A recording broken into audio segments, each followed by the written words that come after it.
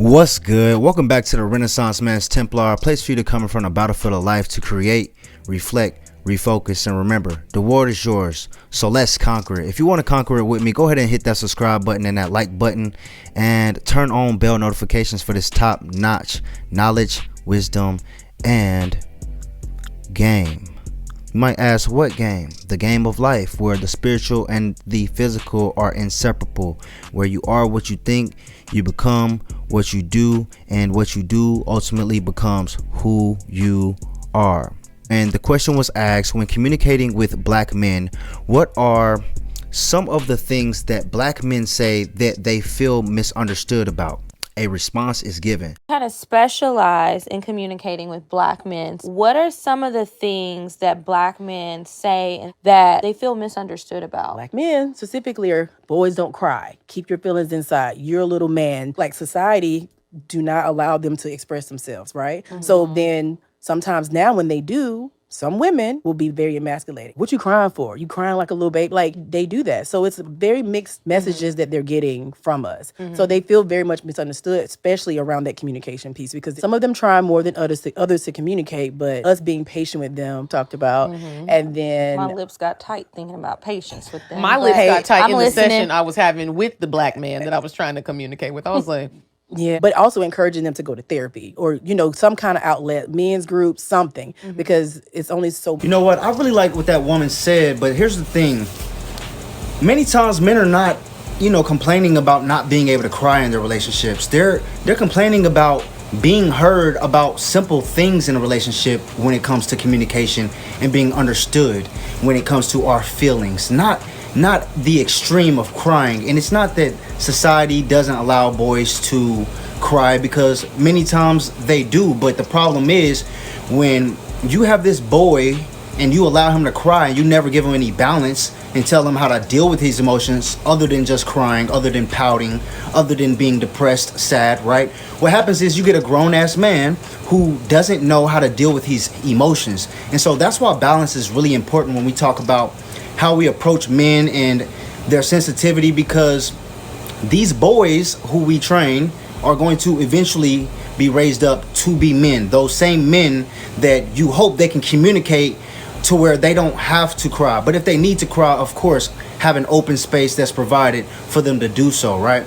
So before we look too much into the extreme of crying, let's assess the things that black men actually feel misunderstood about that leads to the extreme expressions of crying, frustration, and anger. So the question was asked on Facebook: what are the things that men feel misunderstood about in relationships? And men answered.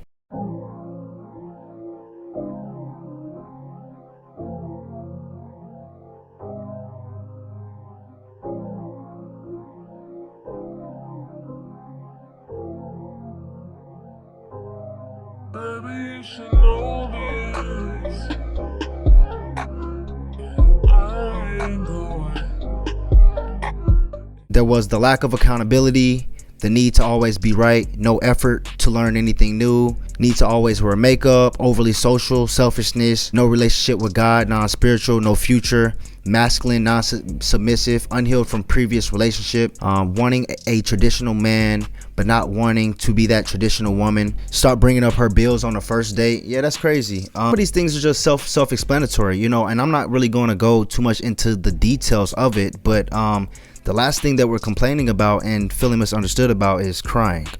So these are some of the things that men are saying. This means, ladies, if men are feeling angry, then provide an open space that seeks to understand that anger and de-escalate that anger.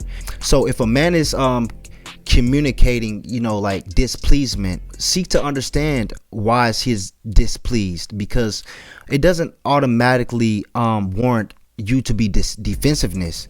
Automatic defensiveness is listening to respond.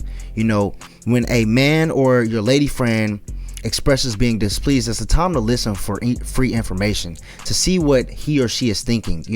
Have someone who's actually seeking to understand is a gem.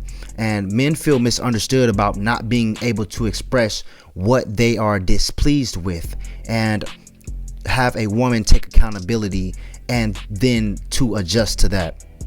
And it is our effort, the effort that we take to communicate our feelings that make us angry.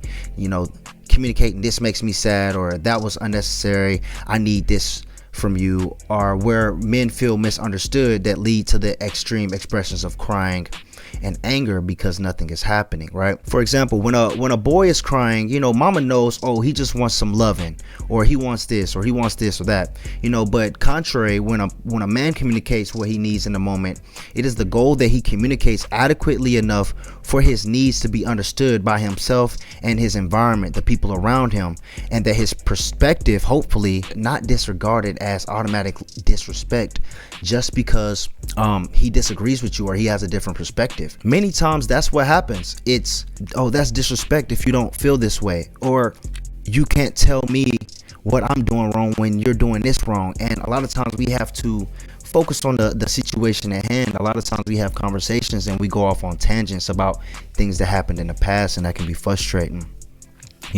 Ladies and gentlemen, you don't want to see your partner crying, and you don't want to see your partner angry, but it will happen. So I've compiled some things for you to take in to keep you on point for your next conversation, because conversations are what lead healthy relationships. When communicating, communicate to understand. You have 2 ears, 2 eyes, and 1 mouth. That's because communication is mostly what you see, and what you hear is what you remember. You have to think and listen twice as much as you talk, because that's free information, that's free game. So you have to know that listening is the first form of communication. Number 2, you must communicate clearly. And in order to communicate clearly, you must be able to sit with your emotions. You don't always have to speak about your emotions. You don't always have to cry, but sometimes you have to sit with your emotions and decipher what those emotions actually are and why you're having those emotions. Number 4, sometimes it's just not that serious. You know what I mean? Like we argue about little stuff. It could be the refrigerator.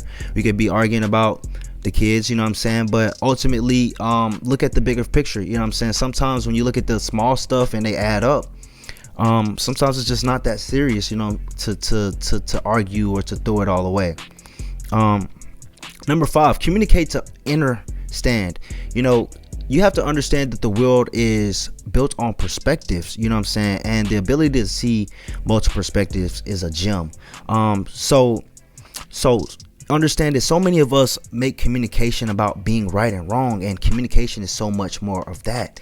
We must communicate to resolve. We must communicate to understand, so that we can get a better understanding of each other and we can make adjustments.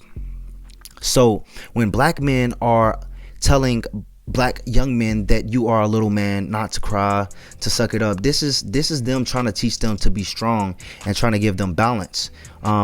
Because when you have a boy who is coddled and is allowed to pout, is allowed to be stressed and depressed, and isn't taught how to deal with adversity and the many things that will come up in life, when we place a spotlight on one means of expression, we totally ignore the many different forms of communication allotted to each and every individual. Verbal, nonverbal, choice of words, social cues, anger, cues of sadness, and ultimately the goal is to communicate adequately enough so that you are understood. It's like women want men to be sad and to cry so much, but once they cry, a lot of these women are not feeling you. You know what I'm saying? They just done with you.